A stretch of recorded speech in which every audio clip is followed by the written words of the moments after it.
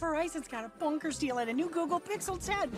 Gemini, when's the next train coming? Right now. Ah, nutcrackers.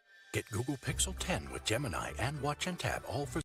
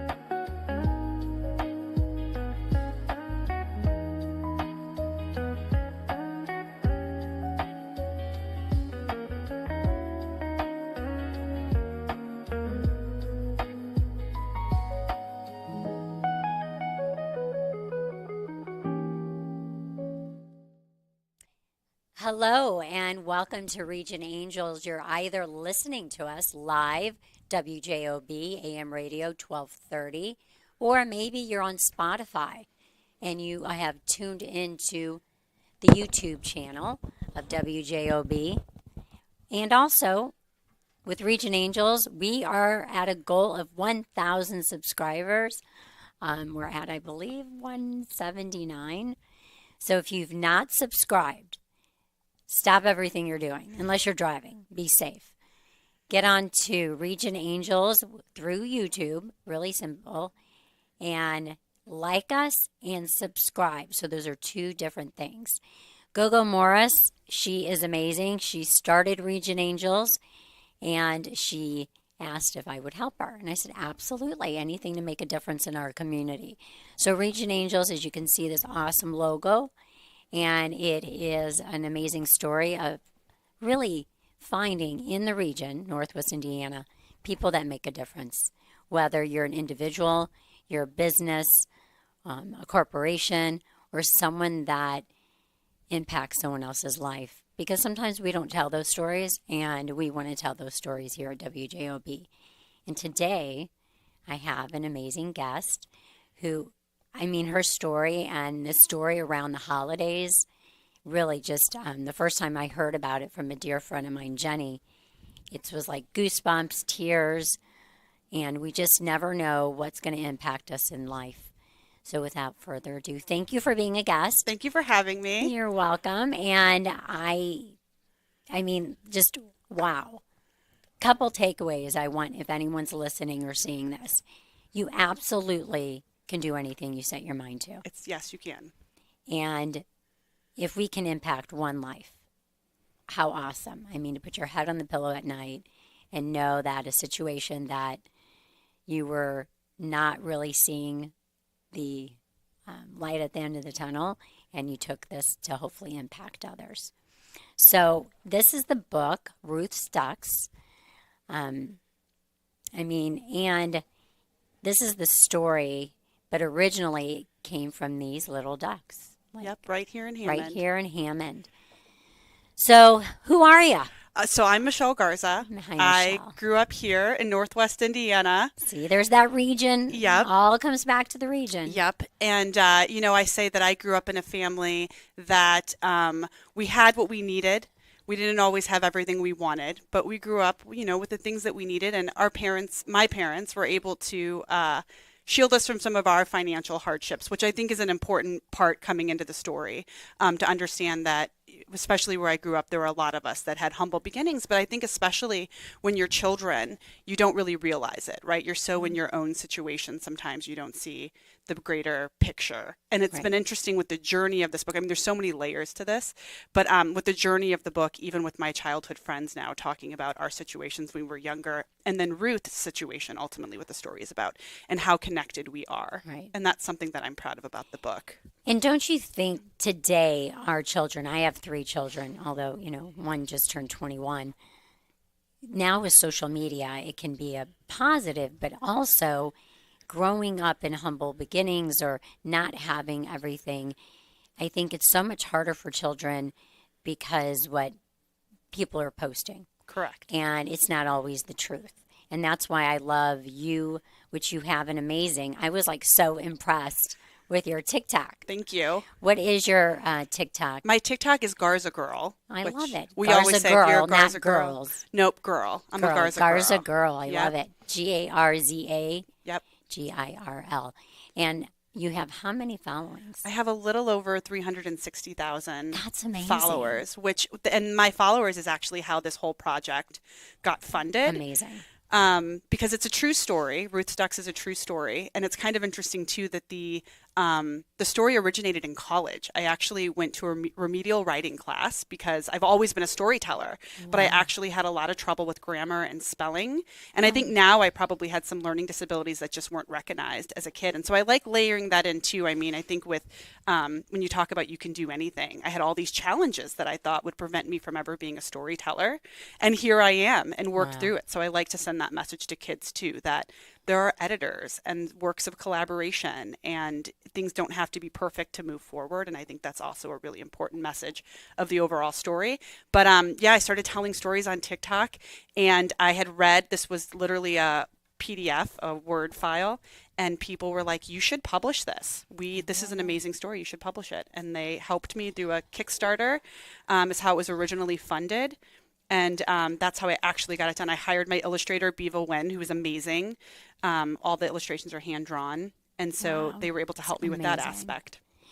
So thinking about when you were in school, you were challenged maybe with doing some of your subjects, because back then we didn't have computers. Right. It was all pencil to paper. And even now, today, I think people think, okay, people are using too much AI.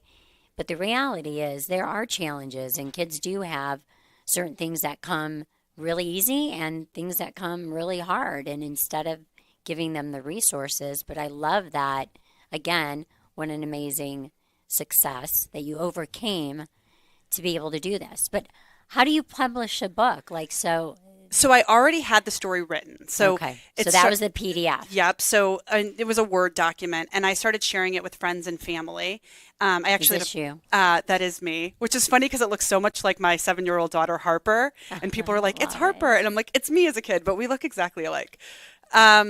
So yeah, I already had the actual physical words of the story written, and then the TikTok thing kind of took off, and so I found an illustrator, and I found her actually just through social media. It was kind of a quick thing because once it was funded, we were like, let's get it out for Christmas, which ultimately didn't happen.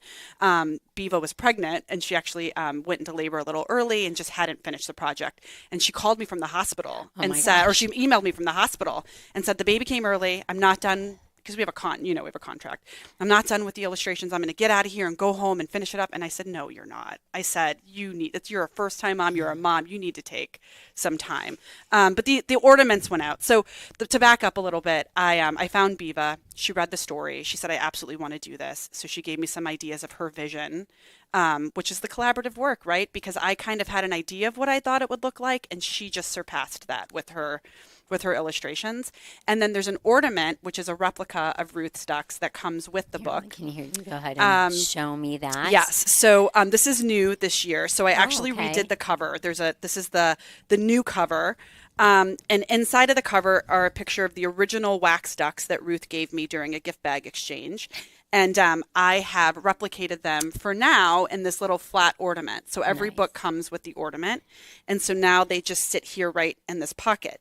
But one of the things about Ruth's ducks is that they did sit in our Christmas boxes for a while. But then my mom, when I really got the message of Ruth's ducks, my mom hung them in her kitchen. And so they were always in her kitchen year round.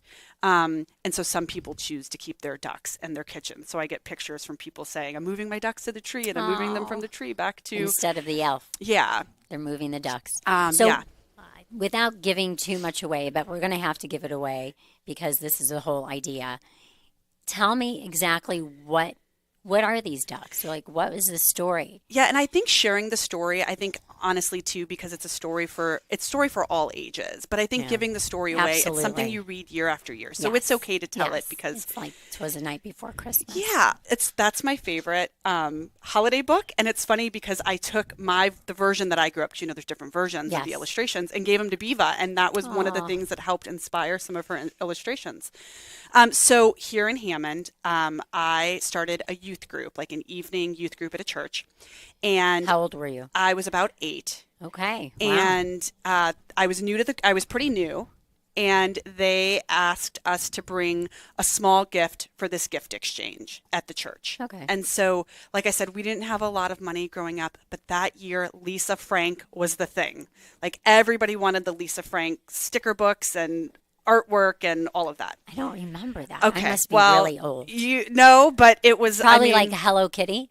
Kind of, but maybe. it's all these like bright colors. She was really okay. She brought a new. It was different than anything that we had seen. There's a lot of sparkle, a lot of like tigers. And anyway, everybody wanted it. So my mom took me, and it was supposed to be gender neutral. They wanted something that anybody could receive. And I convinced her, just let me get the thing. If somebody doesn't want it, I'll exchange with them and take it back, because that was my plan, right? I was 8. I was like, well, I'll just take my own gift. That's easy. So the night of the exchange, we got back, there was music and there was this whole program, but we got back, and our teacher said, this is how we're going to do it. Everybody's going to put their gifts on the table, and I'll give you all a number. Okay. And then when your number will match the gift, and that's what you'll get. So when that all happened, the teacher said, everybody had their gift. She said, oh no, Ruth got her own gift. Will anybody exchange with Ruth? And I looked over, and her package was better than mine. It was better wrapping paper. It was bigger. And I was like, I'll do it. I'll take Ruth's gift. And so I went over to her, and my teacher said, that's Rebecca. This is Ruth. And I looked, and I had mixed these two girls up. And Ruth came from a large family. She had a lot of siblings. She was homeschooled. She wasn't part of the social aspect. She kind of kept to herself. Homeschooling looked a little different back in the late 80s, early 90s than it does now. And she was holding a ball of newspaper, and everyone started giggling. And I was like, okay. I mean, I face the music. This is what I did. So I went up and I exchanged gifts, and I went back to my chair and I opened it up, and inside that ball of newspaper were these wax ducks. So everyone else is opening. So these exact yes, these ducks. are them. Okay. And they now live in this protective case. And I was just kind of in shock, because I thought I was going to get a new toy or a sticker book. Or you'd get the stickers back that you were hoping. Yeah. That's why you bought them. You would just do some wheeling and dealing. So I didn't show I was really fighting it back, but I knew better. I wasn't going to throw a fit. Right. You're and I was 8, disappointed. So of course that you were. anticipation. Yes, sure. I wanted to show something off to my siblings when I came home. So my mom picked me up. I was like, there's no way these were like $10, right, Mom? And she said, what is that? So I explained what happened. And my mom said, I think that might be something that Ruth had at home. We had to wait for payday to get the sticker book, and she maybe didn't have payday yet. And I think that's just something they brought from home. And I was like, what? That's not fair. Right. And so I had a bad attitude. I threw them away, went to my room. Wow. And a little while later, my mom called me downstairs. So you had some attitude. Yeah, I did. I can understand that, though. You're 8 and you're disappointed, but look at the life lesson eventually. That was Yeah. So my mom called me downstairs, and she said, look, we might not have much, but this is going to be our reminder that there's people who have less than us. And it's so wonderful that Ruth got a new gift. She might not get new gifts like that. And again, I was like, well, that's what I wanted. So she hung them on our tree as a reminder. And it would take several years for that lesson in empathy. And that's to go back to like the point of the book. Empathy is learned over a period of time. Yes. And one of the things with this book, talking about it, because there's some self-reflection, I start thinking about what's really important to me during the holidays, our family tradition, our time together. Back then it was landlines. And I remember on Christmas when somebody would call I wish we still had landlines. What are you talking about? When somebody would call it, people wanted to talk to us, and we got to get on the phone. It was so exciting. And so it kind of goes through my journey of empathy and understanding. And then eventually I get the message and I hang the ducks on the tree. And then it became part of our family tradition. And we talk about Ruth every year. But through the book, that's part of it, is that kids are kind of understanding the situation. Similar to what you were saying about social media, it can be good, it can be bad. And I think this is also a learning tool. I was very surprised by how many people have said that they were either Ruth, like which side they were on. Okay. So in our book club, we always at the end of the book say, which character are you most like? Yeah. And so people will say, I was Ruth, or, I was the kid that received. And it's so interesting. There's so many people that have kept other things throughout the years that have said, oh, I got this or I got that. And I also kept it. And I don't know if I have it now, or people that still have it because of this whole lesson that's through it. Now, so you wrote a book. When did you finally get it? When did you finally appreciate, that, oh my gosh, this was what someone in their eyes thought someone else. I mean, it could have been hers too, right? I guess. Yeah. Do you mean the actual ducks when I got Yes. the message? Yeah. So there was a year where we just couldn't afford Christmas. And my mom heard us making we were at the Toys R Us catalog, looking at everything and talking. And we were a little bit older. I have 2 siblings. I have a brother and a sister. And my mom said, I got to talk to you. And she sat us down and she said, here's the deal. Christmas is going to be a little tight this year. We had come down to like a 1-income household. And she said, we have to remember what the holidays are really about. Right. And the disappointment on her face, and it was kind of this moment. My mom worked a lot. She worked 2 to 3 jobs at a time, and we didn't see her that much. And I understood that what I really wanted, again, was time with her. And what really mattered to me were these family traditions. We were talking earlier, my family does Tamale Day. That's in the book. And spending this time with my family and seeing how disappointed she was. And it was because she couldn't buy us gifts. It really was this moment where I was like, gifts are fun. Don't get me wrong. I mean, that's great. But seeing how upset she was. So we had a fake Christmas tree, and she went in and pulled it down from the attic and was fluffing the things. And I went in and found her. She was listening to some Christmas music, and I saw the ducks. They were actually on top of our Night Before Christmas book, which we always it was a little book, so we also went inside the tree. And I just said to her, she was sitting there, she had been crying, and I said, "Can I hang the ducks this year, Mom?" And that was the first time I'd ever even acknowledged. I used to hide them when she'd put them on the tree. It was kind of like a game. And she burst into tears, and then I burst into tears, and then we had that little moment together. And it was kind of this understanding of the bigger picture. It's the empathy, I kind of maybe had to go through it a little bit on my own, but it wasn't about the disappointment of, I'm not getting gifts. It was understanding that my mom felt so upset about something that didn't really matter as much as. And I think, when you're little and in anything, you always, you don't always understand. And we do shield our children from so much. Your parents shielded you. But the thing is that at the end of the day, it is about traditions.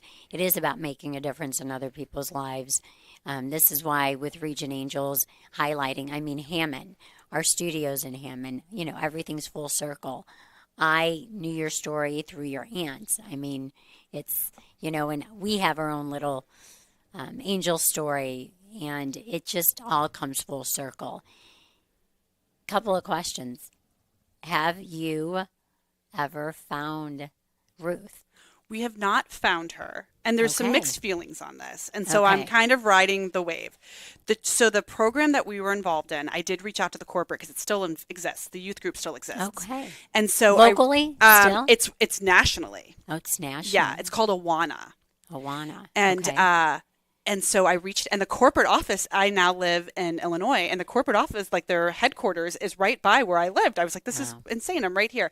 But they do not keep the records. The records would have been kept with the church, and the church no longer exists. And I've kept some details private because if and when she does come forward, I want to make sure that it's the right person.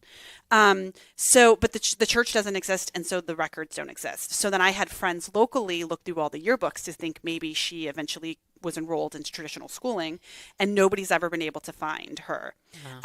Through social media, the story has gone viral year after year, and it always gets passed around Northwest Indiana. I've never had anybody claiming to be her. I've had some people think I might know the person, and then it isn't the person. But as of today, Ruth has not come forward, and we don't know exactly where she is. Okay, well, we're live on the radio.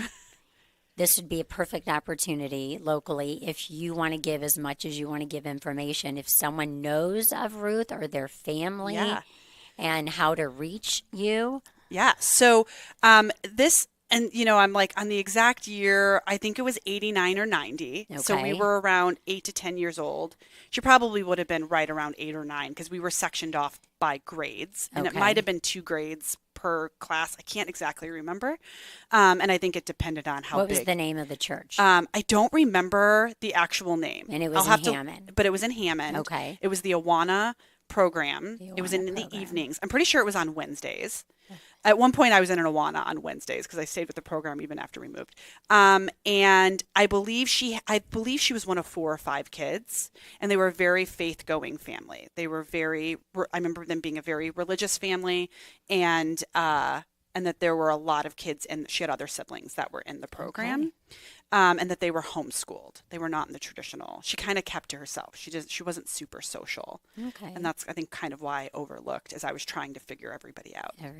Well, if anyone listening or watching this podcast later knows of this family, knows of Ruth, definitely reach out to Garza Girl on TikTok. Yep. You can send me, or Instagram. I'm not on TikTok.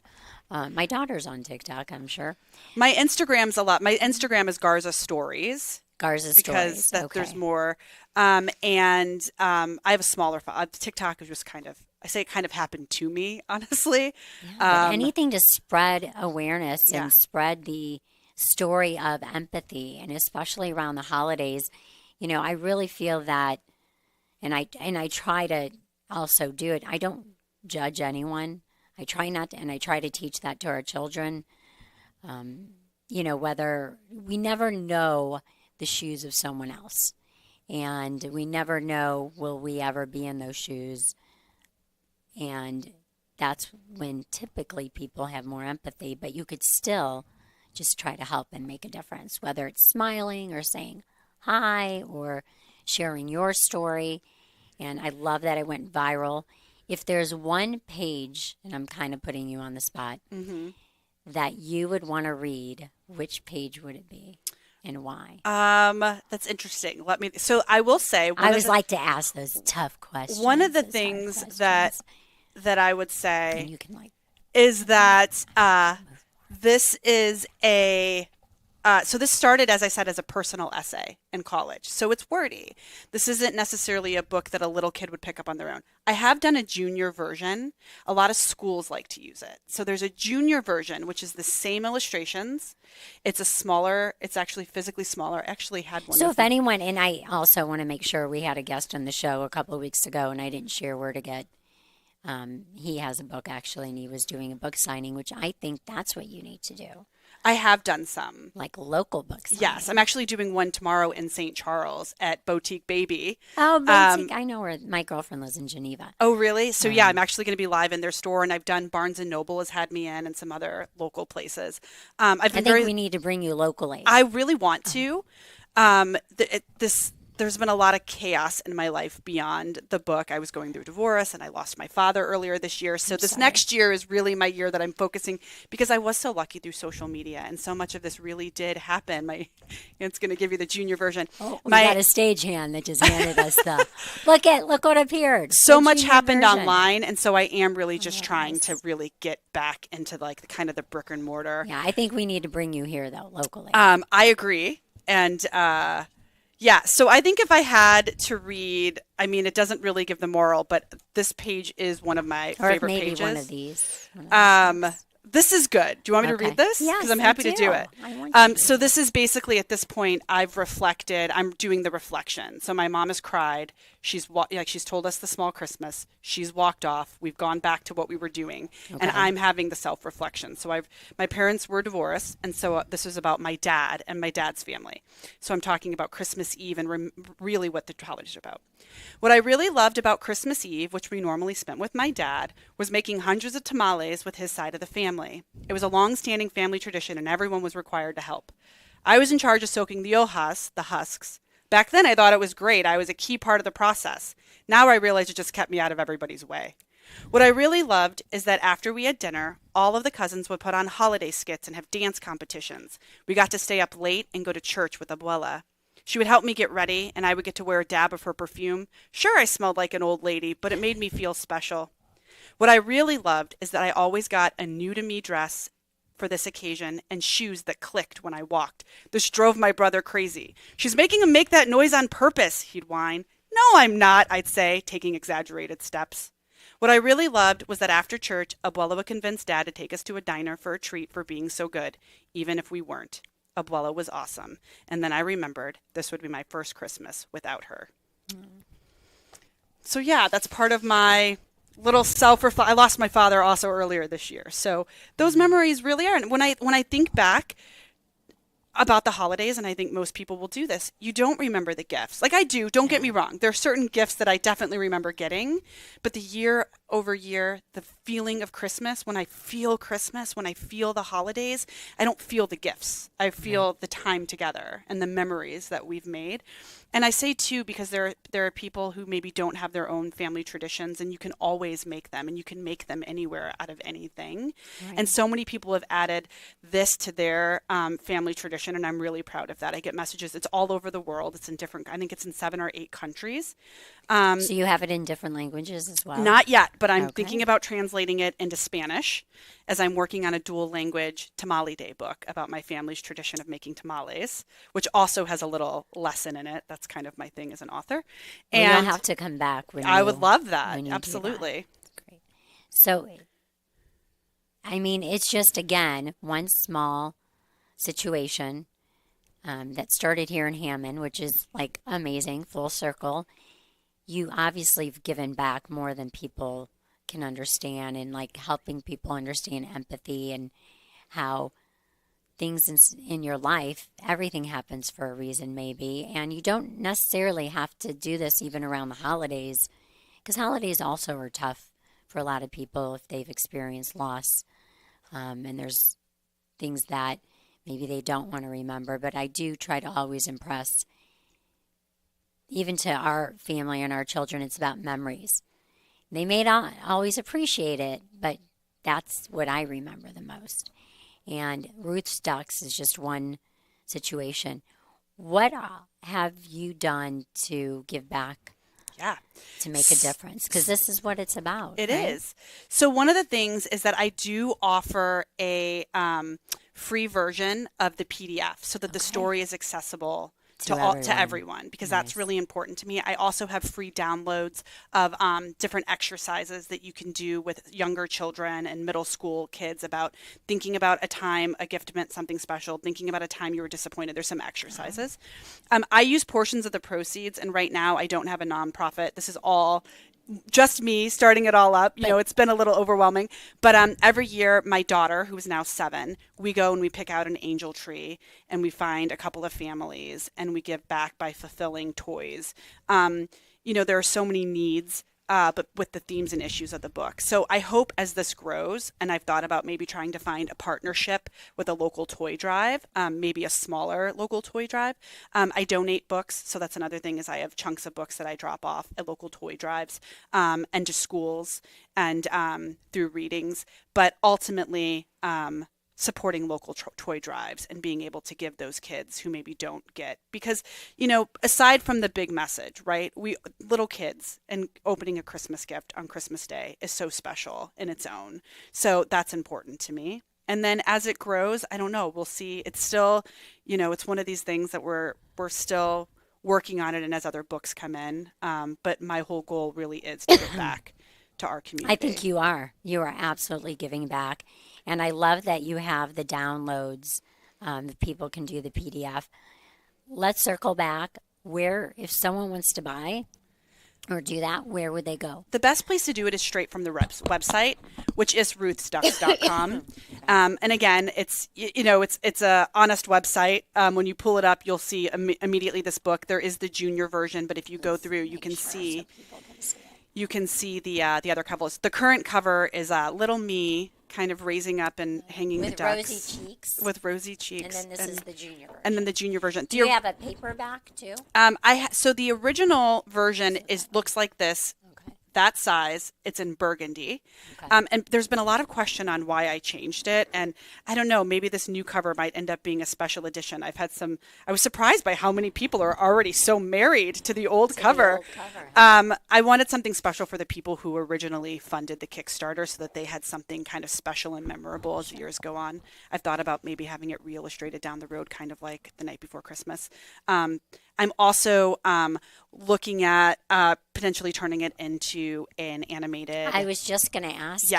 Like, this would be an amazing, like, mini animation or. Yeah, that's exactly where I'm at. I'm hoping to have it done maybe by next year. And do a screening down here. Oh, Wouldn't that be so fun? That. A little mini movie premiere. Like a 20-25 minute, short with the story. I've actually turned it. The book itself does not have any religion in it, because I wanted it to be open, but it can be married with some religious takeaways. And so I've also have a free download on my website on how to use it for a children's sermon, how to use it for Sunday school, just with some embedded.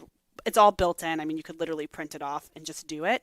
And I'm also looking into getting the wax, the ducks put into wax. That's a whole interesting story, because apparently these were very popular, and a lot of people had them and actually used them as ornaments, which they weren't. For a long time, I thought it was a family heirloom. I thought, did somebody make these? I couldn't find them.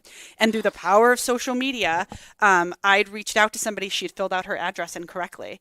And so I said, hey, you bought my book. I think I have the wrong address. And she said, oh, I was thinking about you last night. I was at a Five and Dime and I found the ducks. And I was like, what are you talking about? She sent a picture. They had red bows. and with all the packaging.